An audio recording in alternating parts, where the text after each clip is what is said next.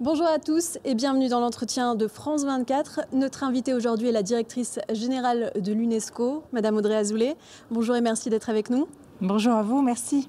Nous sommes à Delphes, en Grèce, à l'occasion du 50e anniversaire de la Convention sur le patrimoine mondial. Convention adoptée donc en 1972. Delphes, c'est tout un symbole. Selon la mythologie grecque, c'est ici que Xeuste a créé le nombril du monde. Un lieu qui incarne aussi l'esprit de cette Convention sur le patrimoine mondial. À l'occasion de ce cinquantenaire, quel est le bilan que vous faites aujourd'hui ?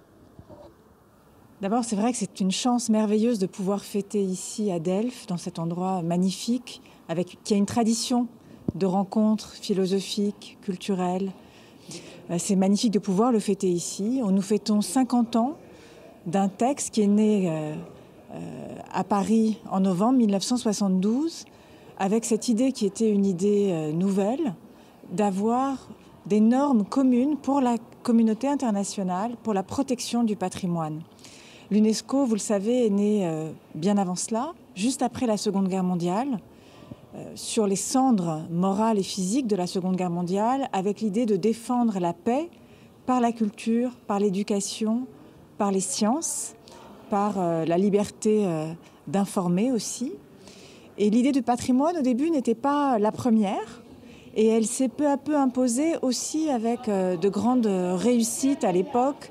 Par exemple, pour préserver les temples d'Abou Simbel et les autres qui étaient en Nubie avant même l'existence de la Convention, ou pour protéger la lagune de Venise. Et en 1972, il y a eu ce moment fondateur où les États se sont mis ensemble et ont décidé de s'engager pour protéger le patrimoine mondial.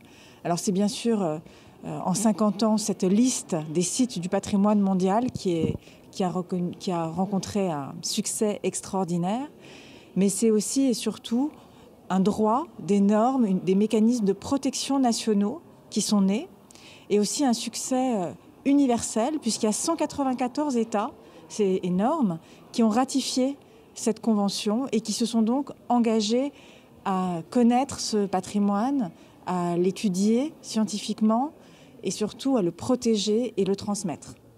Et qu'est-ce que vous répondez justement à cette critique qu'on entend régulièrement sur le label patrimoine mondial ?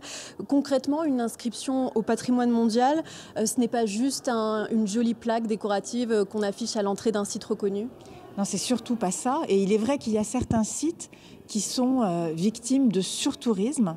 C'est un problème majeur qui vient détériorer en réalité les sites du patrimoine mondial. Et c'est ce pourquoi nous nous sommes engagés à aider les États à avoir des stratégies d'abord de diversification de leur tourisme, mais aussi d'une gestion plus durable. Ça peut être des tickets horodatés, ça peut être de limiter le nombre de visiteurs sur un site. Enfin, il y a de multiples façons de le faire. Ça peut être comme à Venise, où après des années de discussion, nous avons finalement obtenu que les méga navires de croisière ne puissent plus accoster dans la lagune. Mais en réalité, ça, c'est un problème qui ne doit pas masquer non plus l'étendue des succès par ailleurs, qui est justement cet engagement à préserver, parfois à reconstruire aussi, ou à réhabiliter. Je pense par exemple au temple d'Angkor au Cambodge. C'est des temples qui avaient été minés au sens littéral et détruits par la guerre, et qui ont été reconstruits grâce à la coopération internationale que permet cette Convention du patrimoine mondial. Donc il y a aussi des endroits qui renaissent grâce à cette convention et qui sont ainsi de nouveau accessibles pour les générations futures. C'est aussi le même esprit qui nous a conduit plus récemment à lancer une grande opération pour la vieille ville de Mossoul. Donc on voit bien que c'est aussi une dynamique vertueuse de protection, de connaissance, de transmission, mais qu'il faut gérer absolument la question du surtourisme, comme la question d'ailleurs du changement climatique qui le met aussi en péril. Justement, j'allais y venir, le changement climatique, c'est aujourd'hui la menace principale pour les sites reconnus au patrimoine mondial. Vous venez d'annoncer un plan d'action pour les 50 prochaines années. Comment est-ce que vous comptez relever ce défi d'adaptation au dérèglement climatique ? Déjà, la première chose que nous faisons, c'est une fonction d'alerte. Nous avons publié tout récemment une étude sur, par exemple, les glaciers qui sont en train de disparaître, qui sont classés au patrimoine mondial, ou les forêts qui deviennent émettrices de CO2 au lieu de le capter comme elles le font quand on les laisse vivre et se déployer. Alerter, mais aussi permettre des mécanismes de gestion plus durables, avec un tourisme aussi plus durable, qui ne soit pas prédateur avec le plastique, avec un certain nombre, ou l'exploitation minière en bordure des sites du patrimoine, un certain nombre de mesures que nous voulons faire adopter pour les protéger. Mais la première chose à faire, pour arrêter de détruire le patrimoine mondial, c'est de respecter les accords de Paris et c'est de s'engager dans une réduction des émissions de CO2 pour maintenir ce réchauffement climatique qui est déjà là, mais le maintenir dans des limites qui permettent de préserver. Parce que sinon, il faut bien comprendre ce lien entre nature et culture. Quand on détruit la planète, quand le climat se dérègle, c'est aussi des cultures qui sont menacées très directement dans leur existence, des sites, mais aussi le patrimoine immatériel, mais aussi des pratiques culturelles, mais aussi la vie des populations locales qui y vivent. L'Afrique, c'est aussi le continent prioritaire pour l'UNESCO. Le continent est aujourd'hui sous-représenté au patrimoine mondial. Il représente environ 9% de la totalité des biens inscrits. 12 pays n'ont aucun site inscrit. Comment est-ce que vous comptez vous y prendre pour que l'Afrique soit mieux représentée au patrimoine mondial? C'est un grand défi qui s'est cristallisé au fil des années de cette convention et qui nous dit quand même quelque chose. C'est pas normal qu'au bout de 50 ans, on ait 27 pays qui n'aient aucun site inscrit, dont 12 en Afrique. Et par ailleurs, sur le continent africain, beaucoup des sites qui sont déjà inscrits sont passés sur la liste du patrimoine en danger. Donc il faut qu'on ait absolument une attention particulière et des actions volontaristes pour rééquilibrer ce qui est aujourd'hui un déséquilibre géographique manifeste. Quel type d'action, par exemple ? Par exemple, pour ce qui relève de l'UNESCO, nous avons choisi d'agir, par exemple, pour aider à former les professionnels africains aux questions du patrimoine, de la conservation, de la gestion des sites. C'est quelque chose que nous avons déjà commencé à faire, mais pour lequel nous essayons de mobiliser aussi la communauté internationale pour nous soutenir par des coopérations. Et il y a beaucoup de demandes venant des États africains. Et surtout, je voudrais que nous les accompagnions dans la préparation de leur dossier pour que d'ici 2030, ces 12 États aient pu proposer des candidatures au patrimoine mondial. Parce que bien sûr, ils ont des sites tout à fait dignes d'être retenus par cette liste, mais il faut les accompagner dans l'élaboration des dossiers de candidature d'abord, mais aussi ensuite de gestion, de préservation. Et c'est tout à fait la vocation de l'UNESCO que de le faire. Et vous misez aussi sur la jeunesse pour qu'elle prenne une part active dans cette préservation ? C'est à eux, c'est leur capital. Et c'est bien la tragédie que nous vivons qui est de voler le patrimoine qui est celui de la jeunesse si on le laisse être détruit par l'ensemble des facteurs que nous avons évoqués.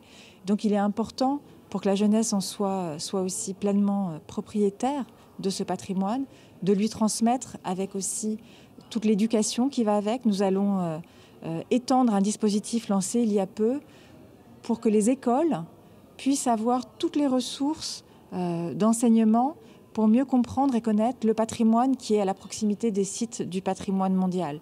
Ce sont aussi des plateformes numériques qui permettent aujourd'hui une autre façon d'accéder au lieu du patrimoine que nous lançons et que nous souhaitons universaliser, là aussi pour donner à la jeunesse les clés du patrimoine qui en réalité est le sien.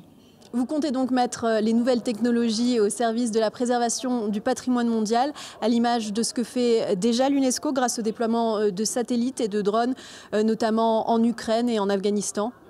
C'est vraiment une évolution très intéressante qui se passe aujourd'hui avec les nouvelles technologies. En Ukraine, vous le disiez, c'est une zone de guerre, malheureusement, et c'est par satellite, en collaboration avec d'autres agences des Nations Unies, que nous arrivons à suivre de près les sites du patrimoine mondial situés en Ukraine pour pouvoir évaluer les dommages éventuels qui seraient malheureusement faits, ou alors pour suivre d'autres sites culturels en Ukraine. Mais c'est aussi à Mossoul des drones qui nous permettaient de survoler les sites alors que le déminage n'était pas encore fait. C'est en Afghanistan où un minaret trop penché eh bien, nous surveillons son évolution à travers aussi des drones et des images satellites. Donc tout ça, ça permet de nous donner plus de connaissances encore, plus de données scientifiques qui sont utiles pour les reconstructions, qui sont utiles pour la planification urbaine, pour l'architecture, pour tous les métiers liés au patrimoine culturel. Cette science est là, elle est disponible, il faut que nous en profitions, il faut aussi que nous en servions pour l'éducation, pour la transmission, mais il faut surtout que nous cessions de détruire ce patrimoine et que nous le protégions et que nous ayons les moyens financiers, politiques, juridiques de le faire. Pour finir, vous avez aussi annoncé la création en 2024, justement toujours dans cette perspective de mettre les outils numériques au service du patrimoine, la mise en place d'une plateforme numérique, une genre de grande bibliothèque qui permettra à tout le monde autour de la planète d'accéder aux plus beaux trésors de l'humanité. C'est une façon nouvelle d'accéder au patrimoine. Ici même en Grèce, ils ont une expérience par exemple différente où ils se servent de la réalité virtuelle aussi pour donner une image et une impression de ce qu'étaient ces cités antiques au plus fort de leur temps. Mais au moins connaître aujourd'hui, avoir à disposition l'ensemble des plans, des vues pour pouvoir accéder, visiter ce patrimoine même à distance. On en a fait l'expérience aussi pendant la pandémie de Covid où c'était finalement les seules visites accessibles. Eh bien, on peut avoir une bibliothèque numérique, digitale, que chacun viendrait nourrir, qui pourrait aussi être quelque chose de très participatif et qui permettrait d'avoir cette encyclopédie numérique des sites du patrimoine mondial. Accessible à tous. Merci, Madame la Directrice Générale de l'UNESCO, Audrey Azoulay, d'avoir été notre invitée. Merci à vous. Merci et de beaucoup. nous avoir donc exposé votre vision sur l'avenir d'un patrimoine mondial au service des populations comme source de résilience et de durabilité. Merci à vous de nous avoir suivis. Restez sur France 24, l'information continue.